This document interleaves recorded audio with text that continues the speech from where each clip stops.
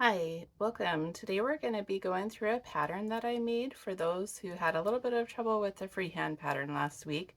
So you'll notice a little bit different from the other patterns. It has these red lines. These are going to be access cuts in order to get to the hearts so that we'll be able to cut those out without doing the extra folds. I know that the 24 layers of paper was a little bit much for some people.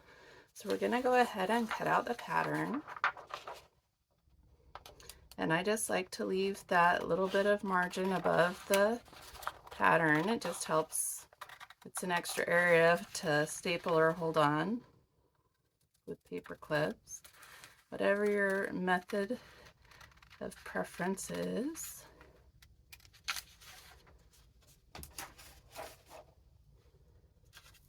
And then we're just going to go ahead and line it up.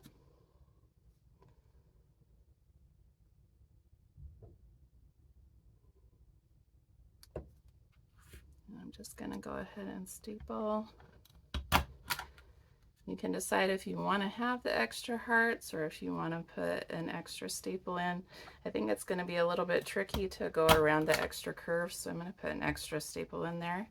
I probably will put a paper clip down here towards the end also, just because we're going to be doing a lot of cuts. As normal, we want to put the staples in a shaded area that we're going to be cutting away, and the white area is what we're going to keep. So, and we also leave that stapled area until the end. It's just an area of stability for us as we're cutting. So here we go. We're going to go ahead and start cutting out. I'm actually going to go ahead and cut out the trickiest part first. A lot of times I just work my way from the outside in, but since we have a few trickier areas, I'm going to start with those first.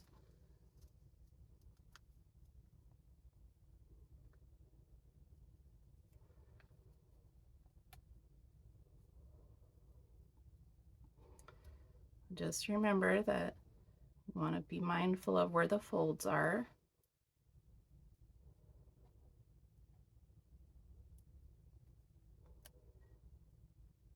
If you still are able to do Valentine's boxes at school in your area, then you'll want to go ahead and keep some of these extra hearts to put on the outside of the boxes. You could use the whole doily, as you can call it, if you want, snowflake doily to put on the Valentine's box as well. It's just up to you.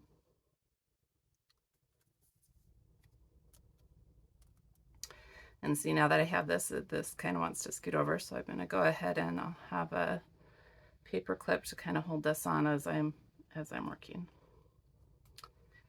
So let's see, let's go ahead and we'll cut these out.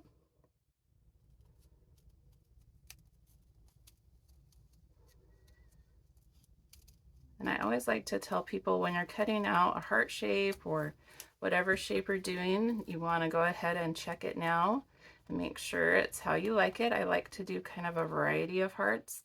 If you wanted to change it now would be the time to change it, and you could adjust the rest. It just is completely up to you.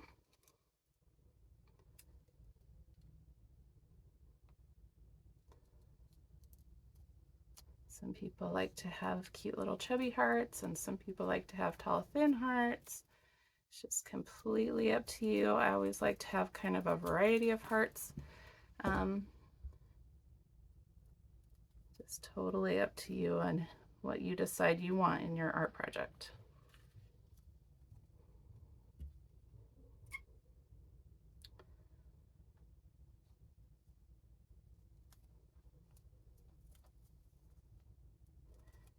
That's the fun thing about art, is that you get to make the decisions. Doesn't have to be one way.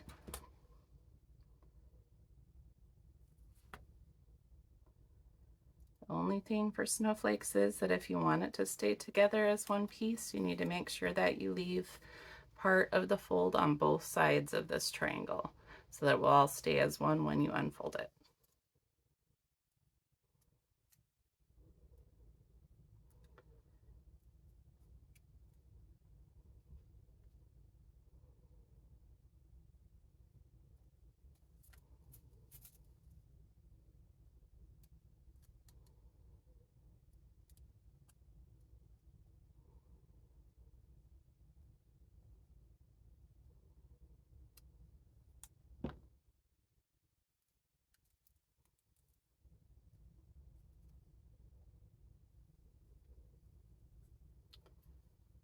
Okay, and then we'll do this other one.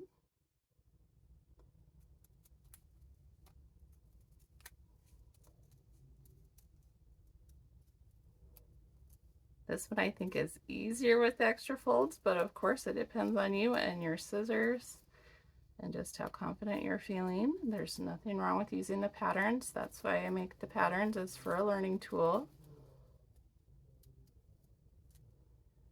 Just a little bit harder scissor skills here.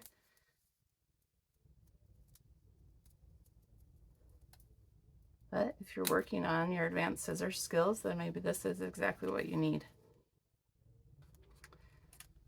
Okay, and we're gonna go ahead and come in a little bit of an angle there. Just kind of follow the curves. And remember, if you are working on your scissor skills, that you just need to kind of pause at the little points, turn your paper, and then continue cutting.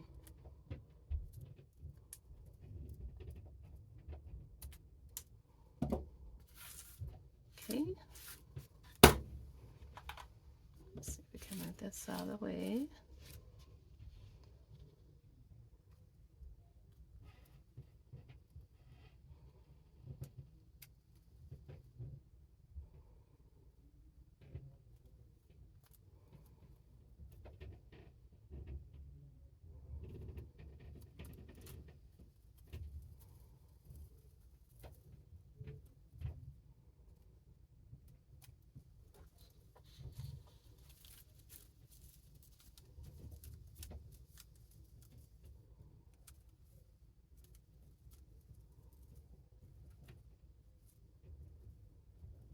There we go.